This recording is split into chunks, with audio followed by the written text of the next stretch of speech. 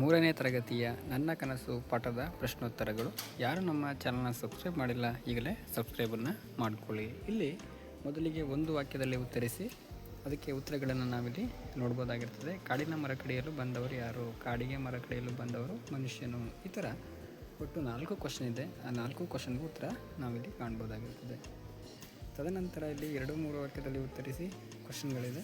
ಕ್ವಶನ್ಗಳಿಗೆ ಸಂಬಂಧಪಟ್ಟಂತೆ ಇಲ್ಲಿ ಉತ್ತರಗಳನ್ನು ನಾವಿಲ್ಲಿ ಕಾಣ್ಬೋದಾಗಿರ್ತದೆ, ನೀವು ಇಲ್ಲಿ ನೋಡ್ಬೋದು.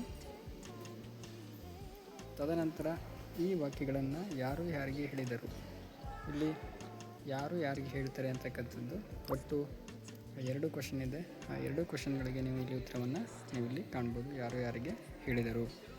ತದನಂತರ ಇಲ್ಲಿ ಆ ಪಟ್ಟಿ ಮತ್ತು ಬಾ ಪಟ್ಟಿ, ಅದಕ್ಕೆ ಉತ್ತರಗಳನ್ನು ಇಲ್ಲಿ ನೋಡ್ಬೋದು. ತದನಂತರ ವಿರುದ್ಧಾರ್ಥಕ ಪದವನ್ನು ಬರೆಯಿರಿ. ವಿರುದ್ಧಾರ್ಥಕ ಪದಕ್ಕೆ ಇಲ್ಲಿ ಉತ್ತರವನ್ನು ನೀವು ಇಲ್ಲಿ ಕಾಣ್ಬೋದು. ತದನಂತರ ಚಿತ್ರ ನೋಡಿ ಬರೆಯಿರಿ ಅಂತ ಇದೆ, ಅದಕ್ಕೆ ಇದಕ್ಕೆ ಆನ್ಸರ್ ಆಗಿರ್ತದೆ. ಇಷ್ಟು ಈ ಒಂದು ಪಾಠದ ಪ್ರಶ್ನೋತ್ತರಗಳಾಗಿರ್ತದೆ.